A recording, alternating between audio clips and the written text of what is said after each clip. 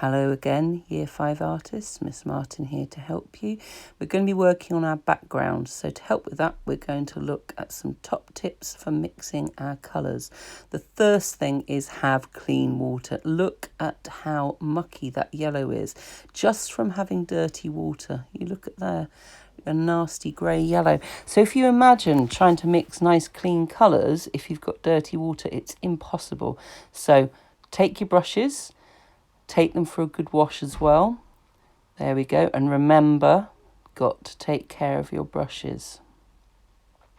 Give them a little squeeze out, get the water out and get them reshaped. Okay, so we're going to have a little go. Let's have a try of our yellow now. And we can see with our clean water what a difference that makes. Remember to put a bit of water in to make the paint smooth. And look at that lovely bright yellow. And that is just from using clean water. How important that is. It makes such a difference. Let's have a little look at our palette here. So I've already got my black and white on. And then I've put the colour on there. And I'm keeping them separate. So I've got space to draw. Now I'm okay using this yellow water because I'm going to be mixing yellow, which is going to be my lighter colour.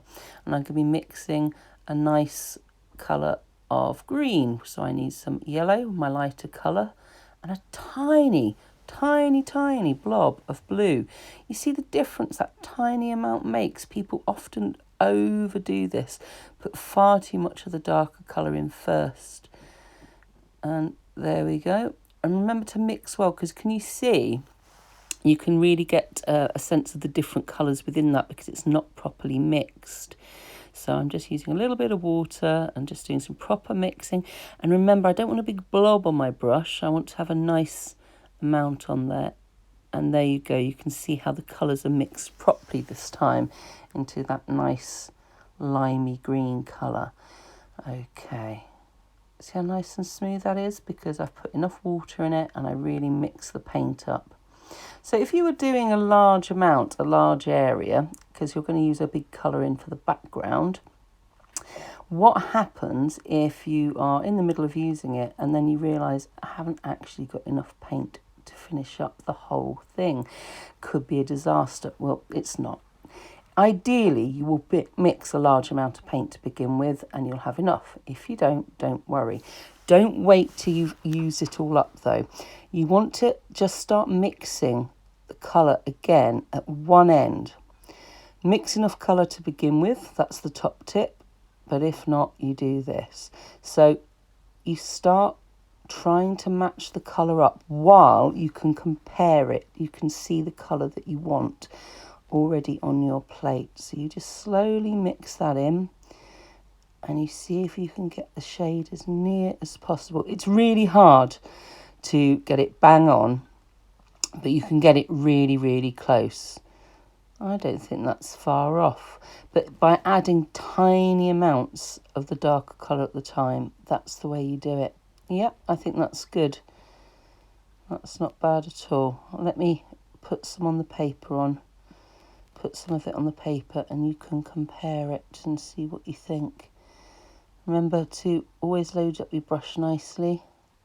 That's not bad, you know, that's not bad. So if you have to start using another mix of the paint, then try and blend it together with the paint you've already got on there. So you might need to just sort of like paint over the bit that you've already done just to blend it. Can you see that?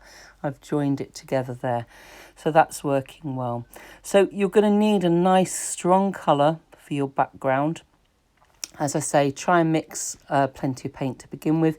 If you don't have enough, it's not the end of the world. And remember, always change your water and always look after your brushes. They are your best friend in this. Bye. Okay, let's move on to filling in. So I've been drawing out all my objects to represent the job that Miss does. So I've just drawing in my last thing here, which is a pencil.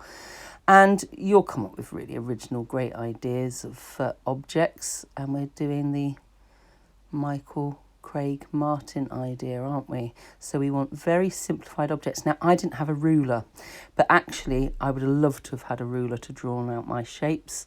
Straight edges, remember, look fantastic. So if you've got a ruler, use that. So I'm going to start painting my background in first, and it's the same as the face where you block in the colour. I'm going to do a really nice orange. You can use one of the primary colours, the red, yellow or blue, or you can mix your own secondary colour. So I've gone for this nice orange, and I'm using quite a big brush to begin with because I'm just blocking it all in. And don't worry if you go over the edges of your grey, because you're going to be going on to do outlines. So if you touch it or just cross it slightly, it's not the end of the world. But just block this in with a larger brush. You can change brushes if you find it too difficult. And there we go. I've blocked in all my colour. And can you see all the white bits left, which are my shapes, my object? I've got my scissors there. I've got a protractor, that's the word. I did a pencil and a ruler and a whistle on a string. So I'm just going to start by, I've mixed this very dark green. I want a nice dark green for this one to really stand out against the orange.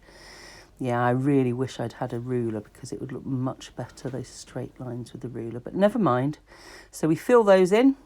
I've gone for a lighter green on the protractor, and I've gone for a nice pink whistle and a yellow ruler, blue scissors, and I'll go for a red plaster, I think. Teachers always have to put plasters on people, that's part of their job. Now we start with the outlining. Black paint mixed with a little bit of water, and you just remember how we use that steady hand when we need to. And here we go with the outlines, and we're really getting that sense of the Leger and the John Woodrow Wilson. Now, the outlining on the objects is a little bit harder. You really got to be neat with this as you can, neat as possible. And I use a really thin brush to do this. I also, for parts of it, used a black marker pen. So for the ruler and for the protractor where I wanted to draw some lines on, I actually use a ruler and a marker pen. And that's fine if you find that easier. But try and do some of the outlines with paint, because this is a paint project after all. There we go, just doing my outlines. And you can really get a sense now of the Leger, the John Woodrow Wilson on the portrait, and then the background being Michael Craig Martin's. And we've done something original, you see. We've combined these things to make something new and unique. And it's all about those inspiring people, all the people that work around us all the time to help in our education and make our school better. And it's a nice way of celebrating all those people. Good luck, everybody, with the project. I can't wait to see what you come up with. A whole gallery of the workers at our school. That would be lovely. Have fun. Bye.